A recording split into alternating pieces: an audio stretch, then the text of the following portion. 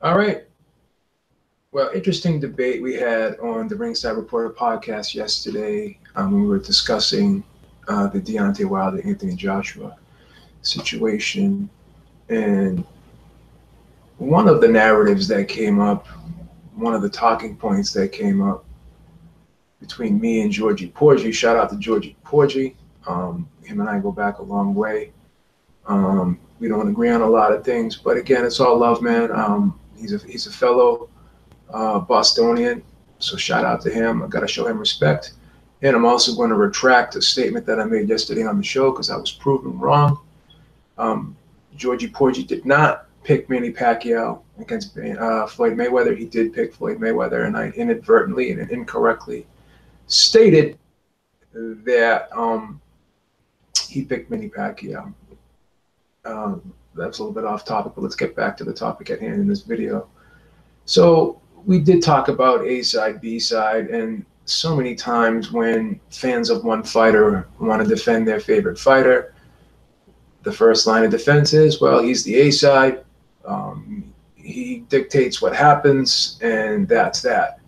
So we're basically using the A side and B side argument to justify fighters avoiding certain fights, justify fighters avoiding and accepting deals that appear to be really good deals on the surface, but because they're the A side, they have to get everything 100% in their favor. They can't give anything or any bit of piece of that contract up. Every bit of that contract has to be in their favor. So they're not going to concede on any point. And that's a problem.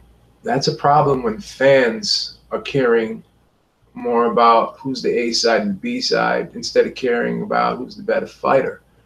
And, this way of thinking didn't really start being put out there until Floyd Mayweather coined the phrase A side, I'm the A side, and you're the B side.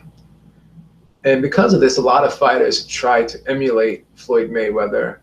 A lot of fighters have tried to put themselves in that Floyd Mayweather position, that Floyd Mayweather type status.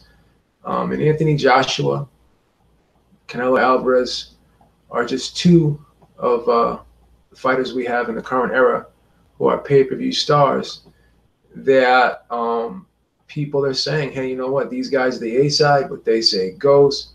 So that justifies them giving their opponents shitty deals. Now, do we agree with all that?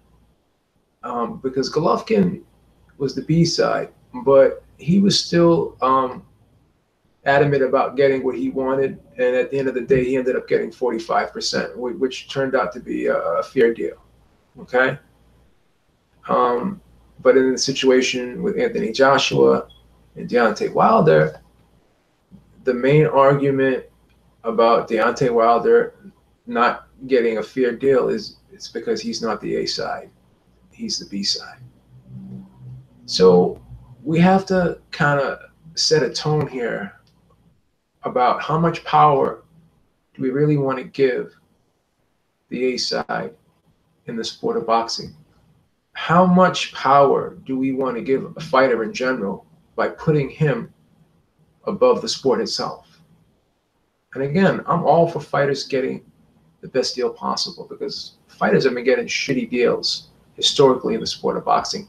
They've been taken advantage of more so than anyone involved in the sport of boxing. The managers, the promoters, advisors, the hanger-ons, everyone has a hand in their pockets. And that's not a good thing. And Floyd Mayweather kind of, put it out there that, hey, as the fighter, you're the boss. You control your own career. You're the brand, and everyone works for you. You don't work for anyone else. And that's a good thing. But in the same token, people have taken, that A-side position, and they've used it and abused it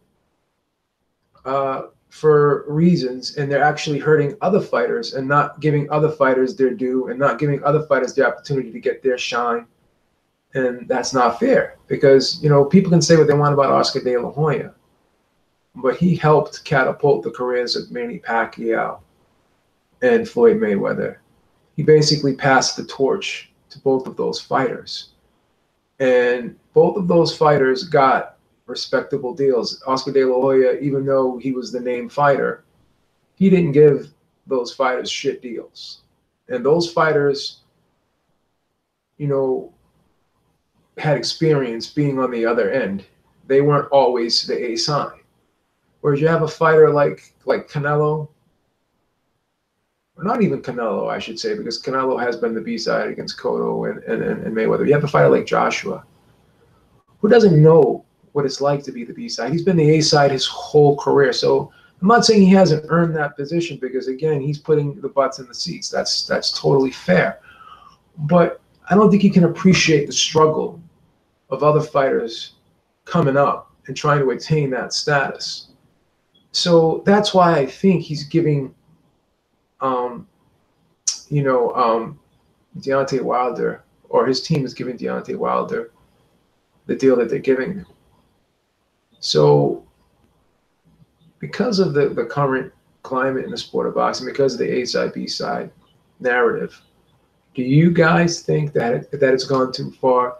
Do you guys think that it's been abused? Do you guys think that because someone's the A side, that they should make no concessions whatsoever? They should have everything 100% in their favor, and they should not give their opponent, regardless of their opponent's status. You know, because you can have a situation where, yeah, one fighter is more popular than the other, but the other fighter is the second most popular fighter in the division, and they're not even given that due respect. So I think, you know, in this situation with Anthony Joshua, Deontay Wilder, and, you know, many other situations, Canelo Alvarez in the first fight with Gennady Golovkin, I think, you know, he abused his position, and I think Deontay Wilder is abusing, you know, his position as being the name as well. So is this a good thing for the sport of boxing? Is this what we're going to be talking about moving forward, instead of who's the better fighter? Is the first topic that we're going to talk about when we break down a fight, is it going to be who makes more money, who's the biggest star, who fills up, you know, more seats in a stadium?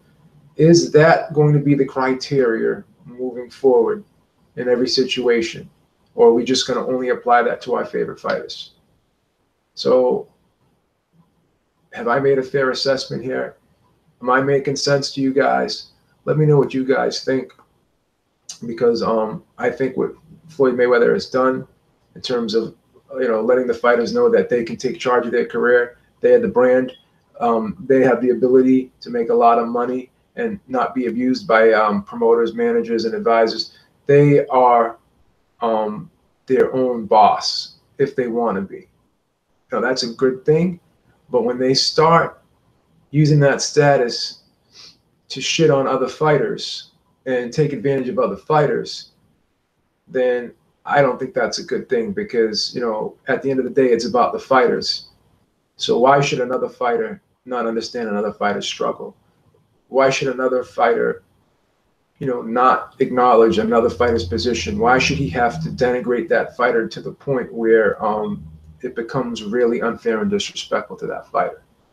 I know it's, you know, they're getting ready to knock each other's heads off, and I know it's all about psychological warfare, and I know it's all about getting, you know, every little advantage you can get. But at the end of the day, when is it too far?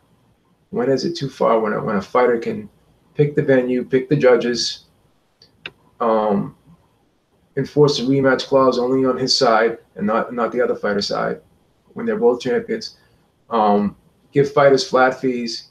Like how many things does a fighter as the A side need in his favor? That's the question.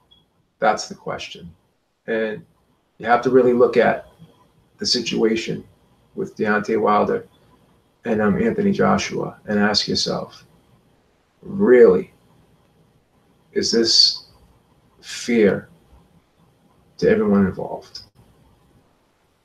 That's all I got for now, guys. Until next time, Beavers out. Talk to y'all soon. Peace. Have a great day.